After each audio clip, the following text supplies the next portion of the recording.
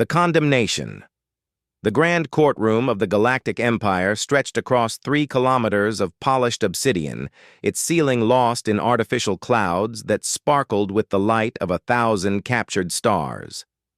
Representatives from 47 species sat in judgment, their varied forms creating a tapestry of evolution that had taken millions of years to weave. At the center of this magnificent chamber, chained to a platform that hovered above the floor, stood Marcus Chen. He was unremarkable by galactic standards.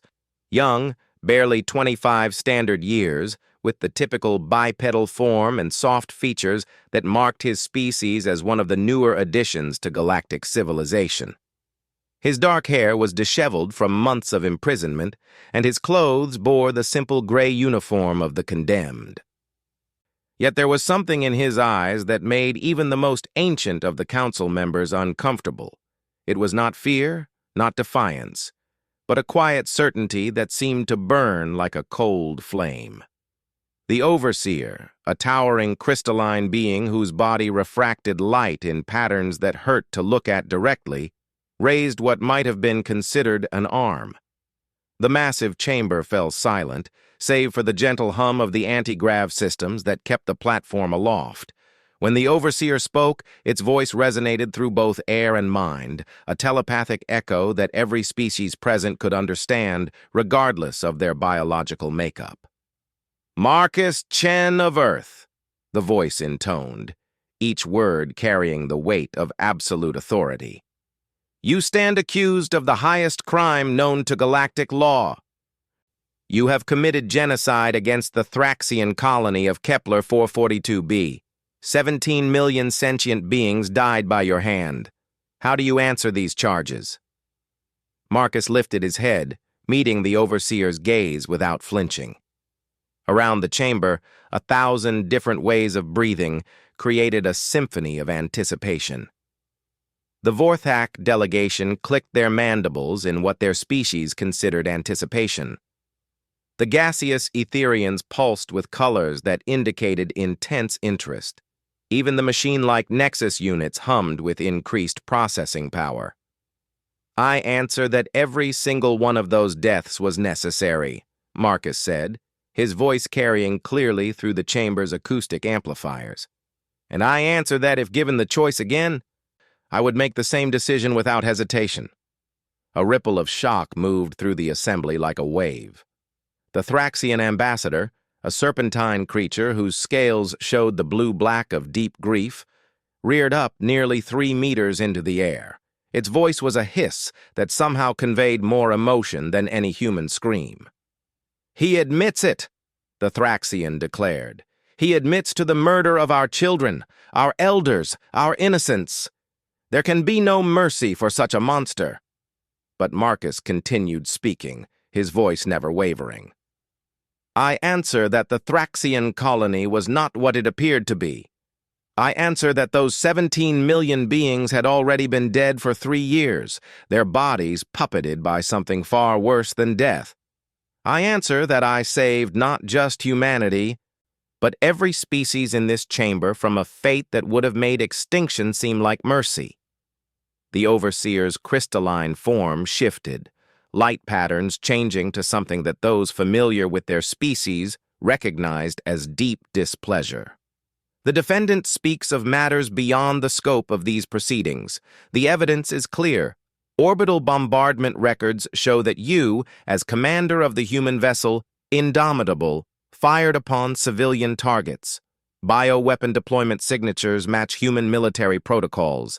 The destruction was total and absolute." "Because it had to be," Marcus replied, "because anything less would have meant the end of everything we know." Admiral Krita of the Zolonian fleet, a being whose 4 arms were cybernetic replacements earned in countless battles, leaned forward in her observation pod. Her voice carried the authority of someone who had seen more war than most species had seen peace. "Young human, I have reviewed the tactical data myself. There were no enemy signatures on Kepler 442b, no hostile fleets, no weapons installations. You attacked a colony of farmers and scientists. Explain to this court how defenseless civilians threatened galactic civilization." Marcus closed his eyes for a moment, and when he opened them again, several of the more empathically sensitive species in the chamber actually recoiled. The pain in his gaze was so profound it seemed to create its own gravity well. 3 months before the bombardment, the colony stopped transmitting their daily reports, he said. When the Galactic Patrol vessel Mercy of Tidal investigated, they found everything normal, too normal.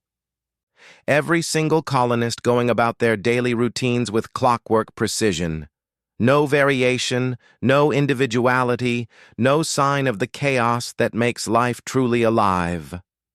The chamber remained silent, but the quality of that silence had changed. Several delegates were accessing their personal data networks, cross-referencing Marcus's words with classified reports. The patrol ship's crew reported no anomalies, Marcus continued. But they never reported back either. The ship returned to its home base with all crew members accounted for. They filed their reports, took their shore leave, and resumed their duties. But Security Chief Tazara's wife noticed that her husband had stopped laughing at her jokes. Navigation Officer Yeld's children reported that their father no longer played their traditional bedtime games.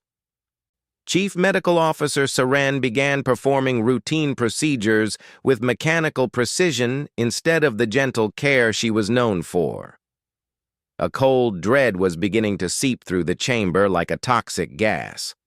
The Etherian delegation's colors had shifted from curiosity to the deep purples and blacks of fear. The Nexus units increased their scanning frequencies, suddenly paranoid about potential infiltration of their own networks. "I investigated personally," Marcus said, his voice growing quieter, forcing the massive chamber to strain to hear him. "I spent 2 weeks on that colony, 2 weeks watching 17 million people who moved like people, talked like people, even argued and laughed like people, but they weren't people anymore. They were echoes, shadows. The things wearing their faces had learned to imitate life so perfectly that they had almost fooled themselves." The Thraxian ambassador's anger was cooling into something far more terrifying. "What are you claiming, human?" Marcus turned to look directly at the serpentine being. "I'm claiming that your people were already dead, and that the things walking around in their bodies were scouts for something that makes the old wars look like children's games. I'm claiming that I had approximately 6 hours from the moment I confirmed the infestation before they completed their reproduction cycle and launched seed ships to every major population center in the galaxy." The silence that followed was absolute. Not just quiet, but the kind of silence that comes when the universe itself holds its breath. "I had 1 ship," Marcus whispered. And somehow his whisper filled the vast chamber more completely than any shout. 1 ship with enough firepower to turn a planet into ash. 17 million bodies walking around with something else looking out through their eyes.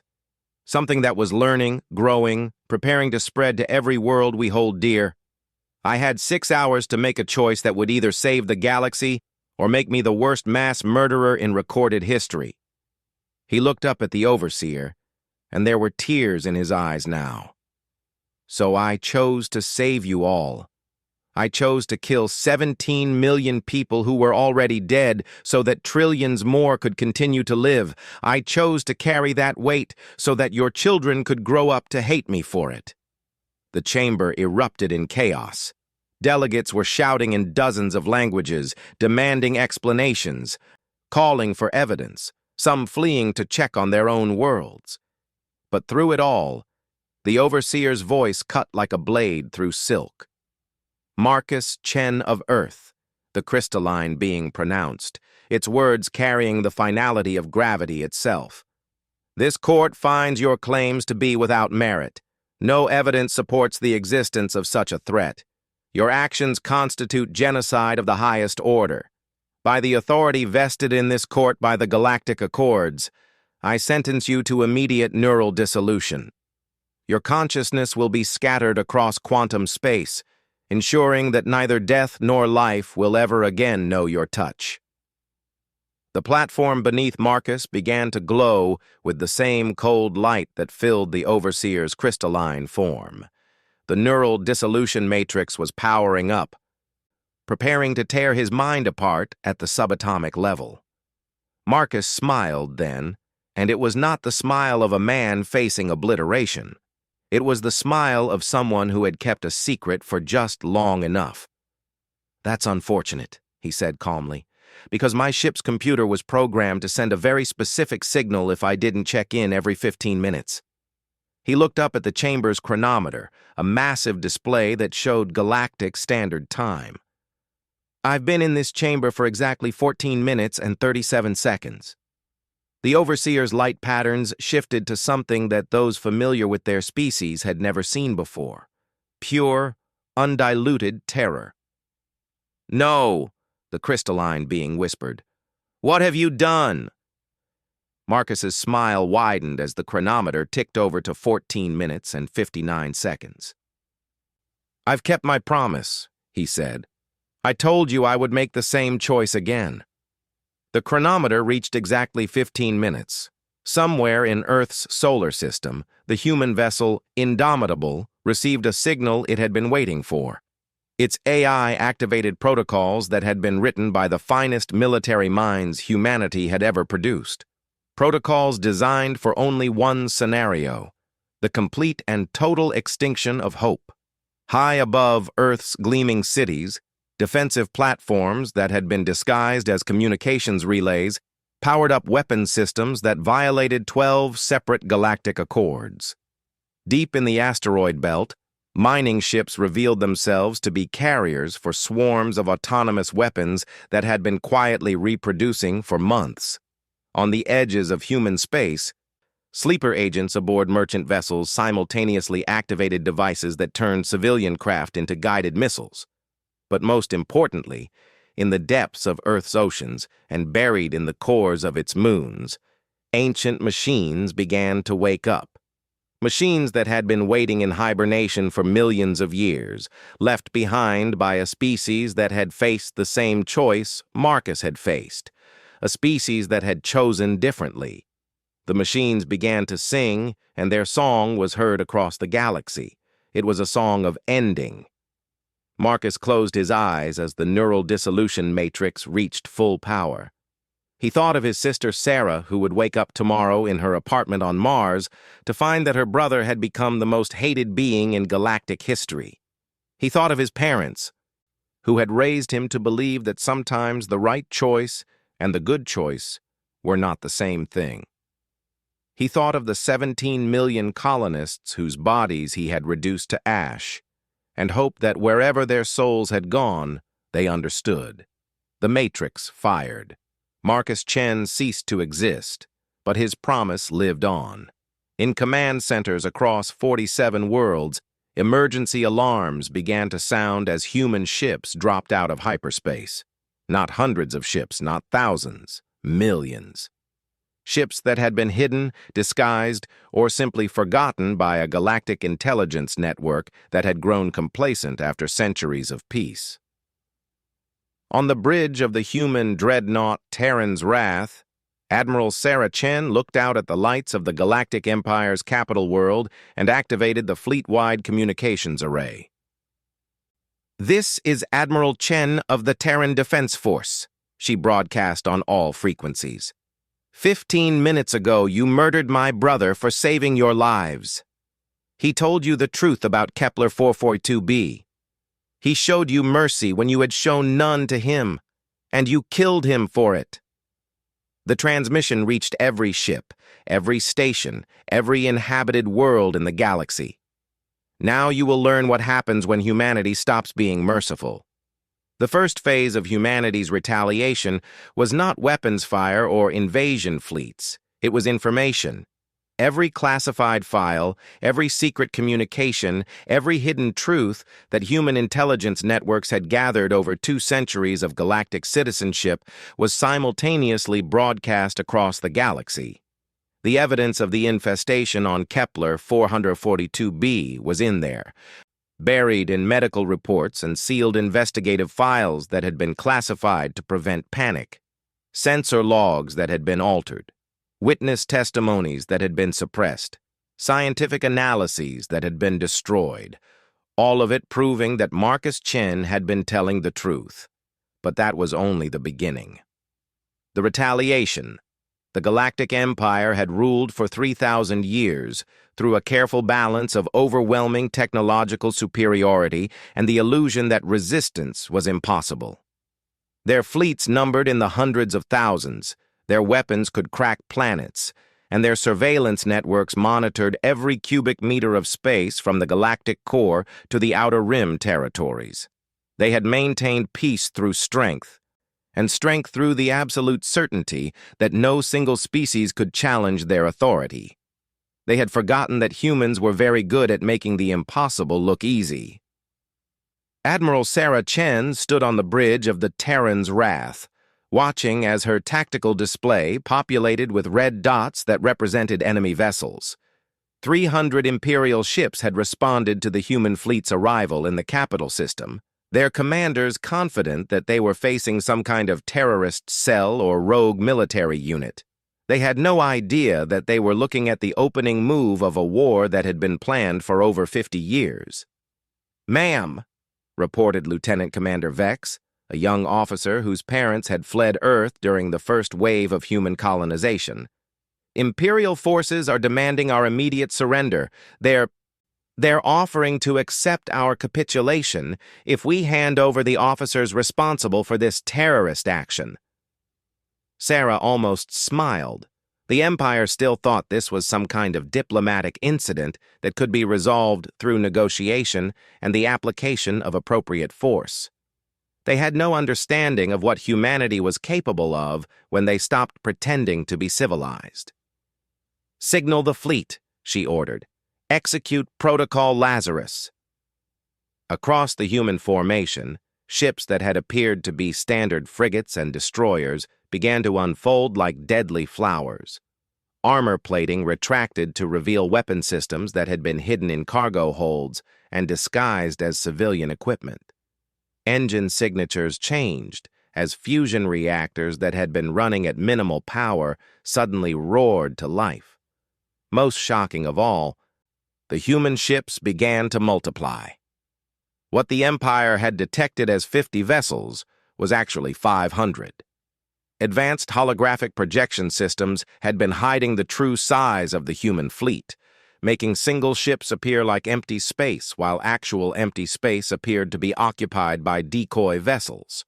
It was a magic trick on an astronomical scale, and it worked because the Empire had never encountered an enemy willing to invest decades in preparation for a single moment of surprise. "Imperial forces are repositioning," reported the sensor officer. "They're forming a standard defensive grid. Looks like they're planning to surround us and force a surrender through superior numbers." Sarah nodded. Standard Imperial doctrine was sound when facing a conventional enemy. Use overwhelming firepower to disable enemy vessels, then board them with security forces trained in non-lethal suppression. The Empire preferred to capture rather than destroy when possible, both for intelligence gathering and because dead enemies couldn't be turned into productive citizens. Unfortunately for them, humans had never been a conventional enemy. "Target their command ship," Sarah ordered. "All batteries, full power. Let's show them what we learned from studying their own weapons." The Terran's Wrath had been built in secret over the course of 15 years in a shipyard hidden inside a hollowed-out asteroid. Its design incorporated technology stolen, traded, or reverse-engineered from every major species in the galaxy. Human engineers had taken the best ideas from a dozen different civilizations and improved upon them with the kind of ruthless pragmatism that their species was famous for. The ship's primary weapon was a gravitational lance that could fold space-time itself into a weapon. The technology was based on Zolonian gravity manipulators, but human modifications had increased its power output by a factor of 20. When it fired, it didn't send a projectile or an energy beam through space. Instead, it convinced a small region of space-time that the target was actually located inside the barrel of the weapon. The Imperial command ship, A massive dreadnought that had seen action in the Vortak Rebellion 50 years earlier simply ceased to exist in its current location. One moment it was coordinating the defense of the capital system. The next moment it was occupying the same space as the Terran's Wrath's gravitational lance array. The laws of physics took over from there. The explosion was visible from 3 star systems away. The Imperial fleet, suddenly deprived of central command and faced with weapons technology they didn't understand, did what military forces had done for thousands of years when confronted with the unknown. They attacked everything in sight. Unfortunately, not everything in sight was actually there. Human ships flickered in and out of existence as their cloaking systems cycled between different spectrums of concealment. Advanced AI systems analyzed Imperial weapons fire in real time, projecting holographic targets that drew fire away from real vessels while simultaneously calculating optimal strike patterns. The humans fought like ghosts, appearing just long enough to destroy a target before vanishing back into the void. But the real genius of the human strategy wasn't their technology, it was their timing. While the Imperial fleet was engaging phantom targets in the capital system, human forces were simultaneously attacking strategic targets across the entire galaxy. The information broadcasts that had preceded the attack had done more than just vindicate Marcus Chen's actions. They had also identified the locations of critical infrastructure, secret military installations, and the home worlds of every species that had voted to condemn him. The attacks were surgical in their precision and devastating in their effectiveness. Communication relays that connected distant sectors of the galaxy went silent within minutes. Supply depots that fed Imperial fleets simply vanished in precisely timed explosions. Most critically, the quantum tunneling stations that allowed for faster-than-light travel were systematically destroyed by human engineers who had spent years learning to maintain them. Within 2 hours of Marcus Chen's execution, the Galactic Empire had been effectively decapitated. Not destroyed, humanity lacked the raw firepower for that, but paralyzed. Cut off from their outlying territories, unable to coordinate a response, and facing an enemy that seemed to know their every weakness. On the bridge of the Terran's Wrath, Sarah watched the tactical display update as reports came in from human strike teams across the galaxy. The plan was working even better than they had hoped. Decades of careful preparation, of humans in key positions throughout Imperial infrastructure, of seemingly innocent civilian vessels that were actually weapons platforms in disguise, all coming together in a symphony of destruction that would have impressed Sun Tzu himself. "Admiral," her communications officer reported, "we're receiving a transmission from the Imperial Senate. They're requesting negotiations." Sarah looked out at the wreckage of the Imperial fleet, floating in the space where the capital system's defenses had been just hours earlier. She thought about her brother Marcus, who had tried to save them all and been murdered for his efforts. She thought about the 17 million colonists whose deaths had been necessary, but who would never be remembered as heroes. She thought about the thousands of human agents who had given up normal lives to prepare for this moment. "Tell the Senate that humanity will negotiate," she said finally. "But not with them. We'll negotiate with whoever replaces them after we're finished." The communication officer's eyes widened. "Ma'am?" "Phase 2, Lieutenant Commander. It's time to wake up our sleeping friends." Across the galaxy, in the deepest parts of space where even the Empire's surveillance networks couldn't penetrate, ancient machines that had been dormant for millions of years began to stir. They had been left behind by a species called the predecessors, beings who had faced the same choice that Marcus Chen had faced when confronted with the infestation. Unlike Marcus, they had chosen to flee rather than fight. But they had left behind safeguards. Weapons systems designed to activate only in the event of a specific threat. Machines that could recognize the signs of infestation and respond with the kind of overwhelming force that made human weapons look like toys. For millions of years, these machines had waited in the dark between stars, monitoring galactic civilization for signs that the ancient enemy had returned. They had watched the rise and fall of countless species, the formation of the Empire, the gradual expansion of life throughout the galaxy. They had remained silent because their activation protocols required two conditions: evidence of infestation and a species willing to make the sacrifice necessary to stop it. Marcus Chen's bombardment of Kepler 442b had provided the evidence. His execution had provided the sacrifice. Now, as human ships transmitted the proper activation codes, the predecessor machines began to sing their ancient song of war. Deep space monitoring stations detected gravitational anomalies as massive constructs that had masqueraded as asteroids or dead moons suddenly came online. Energy signatures, unlike anything in the current galactic database, began appearing throughout Imperial space. The machines were not interested in conquest or politics or the complex motivations that drove organic life. They had been built for one purpose: to cleanse the galaxy of an infection that could not be allowed to spread. And they had been given one directive: support any species brave enough to make the hard choices. Humanity had made the hard choice. Now they would learn what it meant to have the universe itself as an ally. On the Thraxian homeworld, the serpentine beings who had demanded Marcus Chen's death watched in horror as ancient weapons platforms materialized in their system's outer reaches. These were not human ships or imperial vessels. These were things from the deep dark, older than their civilization, carrying technology that made their most advanced science look like primitive tool-making. But the machines did not fire on Thraxian cities or military installations. Instead, they began to scan the planet with sensors that could penetrate matter at the quantum level. They were looking for something specific, something that their builders had programmed them to recognize even after millions of years. They found it. In the oldest cities of Thraxa, in the deepest archives where the species kept their most sacred historical records, the machines detected trace signatures of the ancient enemy. Not active infestations, those would have triggered immediate sterilization protocols, but evidence that the enemy had been there before.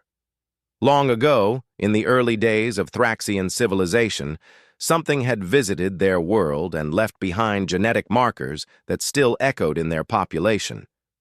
The machines began to transmit data to the human fleet, sharing information that had been locked away since before the Empire existed. Star charts showing the original path of the infestation, genetic analyses revealing which species had been touched by the ancient enemy. Most importantly, detailed instructions for a weapon that could eliminate the threat permanently. Sarah Chen read the transmitted data with growing understanding and horror. The infestation that Marcus had died to stop wasn't new. It was ancient, persistent, and far more widespread than anyone had imagined. Traces of it could be found in the genetic code of dozens of species, dormant but present, waiting for the right conditions to activate. The Empire hadn't just executed an innocent man.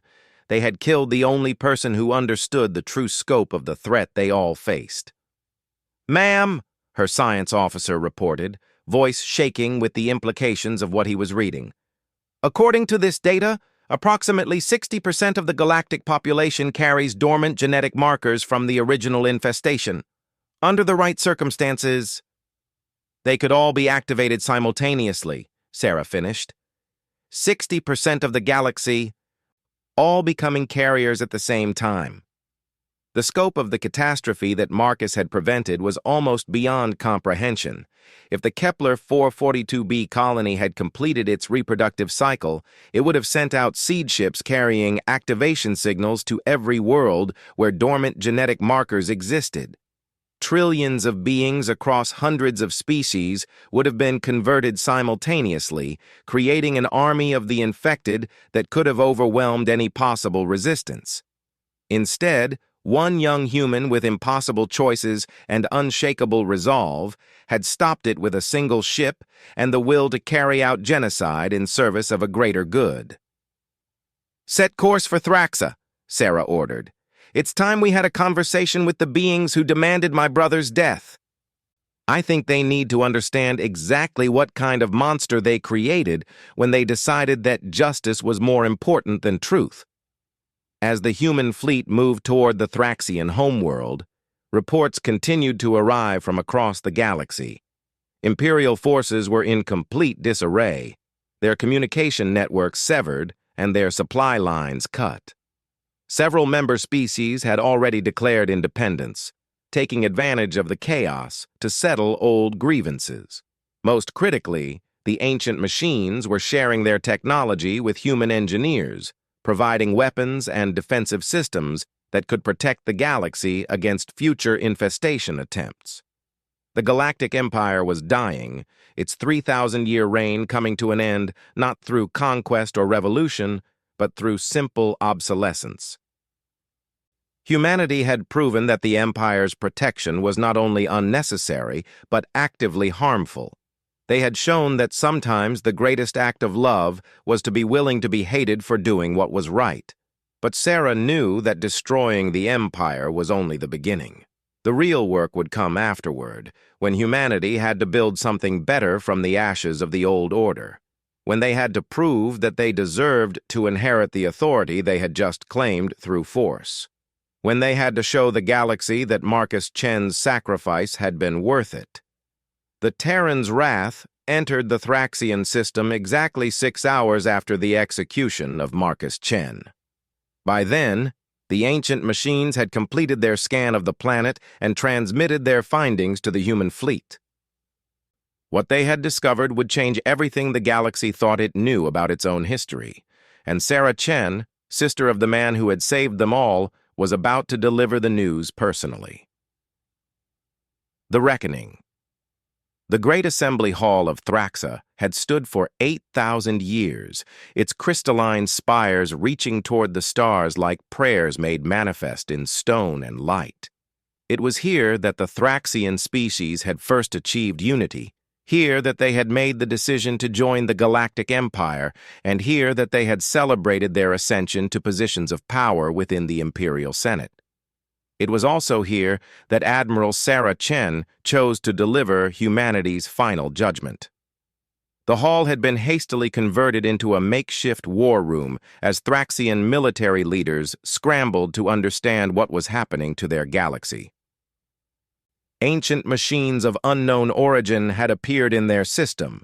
Human fleets had shattered Imperial defenses across dozens of worlds, and communication with the capital had been severed completely. For the first time in millennia, Thraxa faced the possibility of standing alone against an enemy they did not understand. Sarah walked through the hall's main entrance, flanked by 2 human marines, their combat armor incorporating technology that had been gifted by the predecessor machines. She wore no weapon, carried no obvious threat, yet every Thraxian present could sense that she represented something far more dangerous than any military force they had ever encountered. The Thraxian High Council had assembled in emergency session, their serpentine forms coiled in traditional poses of deliberation and war planning. At their center sat Chancellor Veshitar, whose scales bore the deep blue-black coloration of extreme old age, and whose voice had been the loudest in demanding Marcus Chen's execution. "You dare come here?" the Chancellor hissed, rising to his full height of nearly 4 meters. "After your species' unprovoked attack on Imperial forces? After the terrorism and destruction you have unleashed across civilized space?" Sarah stopped in the exact center of the hall, the same spot where Thraxian diplomats had once stood to address their planetary government. She looked up at the assembled council with the same calm expression her brother had worn in the face of condemnation. "I come here to deliver news," she said, her voice carrying clearly through the hall's acoustic systems. "News about your precious empire. about my brother's so-called crime, and most importantly, about the true history of your species. She activated a holographic projector, filling the air above the council with data streams that had been provided by the ancient machines. Star charts showing the expansion of the original infestation, genetic analyses revealing dormant markers in dozens of species, and most damning of all, historical records that had been buried for millions of years. The beings you condemned my brother for killing were already dead, Sarah began, her voice taking on the measured tone of someone delivering a scientific lecture. They had been dead for 3 years, their bodies inhabited by entities that your own historical records refer to as the Silent Devourers, entities that your ancestors encountered 8,000 years ago during what your history books call the Great Awakening. Chancellor Veshatar's scales rippled with patterns that indicated confusion and growing alarm. Impossible. The Great Awakening was a time of enlightenment when our species achieved technological and philosophical unity. There were no invaders, no infections. Weren't there? Sarah gestured to the holographic display, which now showed genetic maps of the Thraxian population. These are scans performed by machines older than your civilization, using technology that can analyze matter at the quantum level. 63% of your species carries dormant genetic markers from the Silent Devourers. Markers that have been passed down through your bloodlines for 8,000 years, waiting for the right activation signal. The hall erupted in chaos as council members demanded explanations, denied the evidence, and argued among themselves about the implications. But Sarah continued speaking, her voice cutting through the noise like a blade. The Great Awakening wasn't enlightenment, she said. It was conquest. The Silent Devourers didn't invade your world with ships and weapons. They invaded it with ideas, with subtle influences that convinced your ancestors to willingly accept their genetic modifications. Your species' famous unity, your instinctive cooperation, your inability to maintain individual descent for long periods. Those aren't natural evolutionary traits.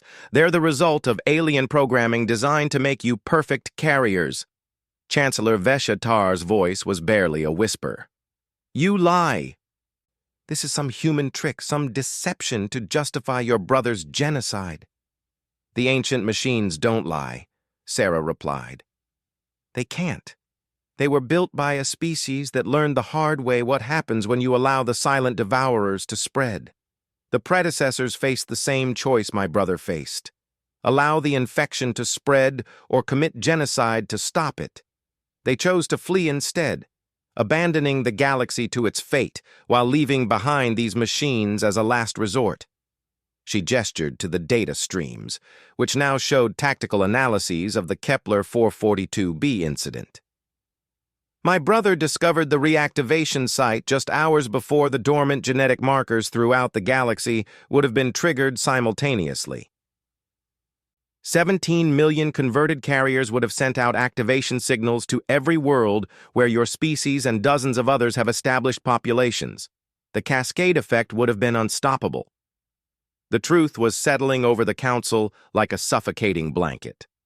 They were beginning to understand that their demand for Marcus Chen's execution hadn't been justice. It had been the infected parts of their own genetic code driving them to eliminate the one person who could stop the Silent Devourer's return. But none of this matters now, Sarah continued, her tone shifting from scientific explanation to something far more ominous. Because you killed him. You murdered the one person who understood the threat, who was willing to make the hard choices necessary to save us all. And now you get to live with the consequences. She gestured again, and the holographic display changed to show current tactical situations across the galaxy. The scope of humanity's retaliation was breathtaking in its thoroughness. The Galactic Empire is finished, she announced. Your precious civilization, built on the lie that cooperation and unity could solve all problems, has been proven inadequate. The ancient machines are sharing their technology with humanity now because we've proven that we're willing to make the sacrifices you weren't. We've inherited the mantle of galactic protection by demonstrating that sometimes salvation requires damnation. Chancellor Veshitar's voice was hollow with defeat. What do you want from us? Surrender? Tribute? Our complete submission? Sarah smiled, and it was not a pleasant expression. I want you to understand something. My brother could have saved everyone without becoming a monster. He could have found a diplomatic solution, convinced the Empire to investigate his claims, worked through proper channels to address the threat. But that would have taken time you didn't have, and it would have required people like you to trust someone who was willing to tell uncomfortable truths. She stepped closer to the council, and several members instinctively coiled backward. Instead, you chose to demand simple justice over complex reality. You chose to condemn him for making an impossible choice, rather than examining why that choice was necessary. And in doing so, you taught humanity a very valuable lesson about the nature of galactic civilization. What lesson? The Chancellor asked, though his voice suggested he already knew he wouldn't like the answer. That mercy is a luxury we can no longer afford. The holographic display changed again, now showing real-time feeds from across the galaxy. Human fleets were systematically dismantling Imperial infrastructure, not through random destruction, but through carefully planned strikes designed to cripple the Empire's ability to govern. Ancient machines were establishing defensive perimeters around key worlds, their technology far superior to anything the current galactic civilization could produce. But most shocking of all were the scenes of liberation. On dozens of worlds, species that had been oppressed by the Empire for centuries were rising up with human support. The careful balance of power that had maintained Imperial control was collapsing as humanity revealed just how much they had learned about galactic politics during their centuries of seemingly peaceful integration. The Empire maintained control through the illusion that resistance was impossible, Sarah explained. They convinced everyone that their way was the only way, that their justice was the only justice, that their unity was the only path to peace. But my brother proved that sometimes the greatest act of love is to be willing to be hated for doing what's necessary. She turned to address the entire council, her voice carrying the weight of absolute authority. Humanity is not interested in ruling the galaxy. We're not interested in your surrender or your tribute or your submission. We're interested in something much more important, making sure that what happened to my brother never happens again. Chancellor Veshitar's scales had shifted to the deep gray of profound grief. What are you saying? I'm saying that the age of galactic government by committee is over. I'm saying that the luxury of debating difficult choices until they become impossible choices is ended. I'm saying that humanity has accepted the responsibility that comes with making hard decisions, and we're going to reshape this galaxy into something that can actually protect itself. The implications were staggering. Humanity wasn't just destroying the Empire, they were preparing to replace it with something entirely different. A civilization based not on consensus and cooperation, but on the recognition that sometimes survival required individuals to make choices that society could not. The ancient machines have shared more than just weapons technology with us, Sarah continued. They've shared historical records, tactical databases, and most importantly, information about other threats that are still out there in the dark between galaxies. The silent devourers were just the beginning. There are things in the void between stars that make them look like minor inconveniences. She gestured to new data streams showing deep space monitoring stations detecting anomalous signals from beyond the galactic rim. The predecessors didn't just flee from one threat. They were running from an entire category of entities that view biological life as raw material for conversion. The only reason our galaxy has remained relatively safe is that the silent devourers were acting as a buffer, keeping the really dangerous things at bay, while they slowly converted us to serve as their army. The cosmic scope of the threat was beyond anything the Thraxian Council had ever contemplated. They had spent millennia worrying about trade disputes and territorial boundaries, while ancient horrors lurked in the spaces between galaxies, waiting for the right moment to consume everything they had built. "My brother understood this," Sarah said, her voice softening slightly with grief and pride. "He knew that saving 17 million lives wasn't the real victory. The real victory was preserving a galaxy capable of defending itself against threats that make galactic war look like a children's game." She looked up at Chancellor Veshatar, meeting his gaze directly. "He died so that humanity could inherit the tools necessary to protect everyone. He accepted damnation so that his species could become the guardians you were too civilized to be." The Chancellor's voice was barely a whisper. "What happens now?" "Now you live with the choice you made," Sarah replied. "You demanded justice for the murder of 17 million beings. You got it. Marcus Chen is dead. His consciousness scattered across quantum space exactly as your precious court ordered. But justice isn't the same as righteousness, and righteousness isn't the same as wisdom." She turned to leave, then paused at the threshold of the Great Hall. "The ancient machines are sharing their technology with humanity because we've proven we're willing to make the choices you couldn't. We're not going to rule this galaxy through committees or consensus or the careful balance of competing interests. We're going to protect it through strength, vigilance, and the recognition that sometimes the greatest mercy is to be willing to be merciless." "You're becoming the very thing you claim to fight," Chancellor Veshatar called after her. Sarah stopped, considering his words. When she spoke again, her voice carried the weight of absolute certainty. "No, we're becoming something far more dangerous. We're becoming the thing that stands between civilization and the dark, willing to make choices that civilization can't make for itself. My brother showed us the way by accepting the burden of necessary evil. Now humanity will carry that burden so that species like yours can continue to believe in justice and mercy and all the other luxuries that peace makes possible."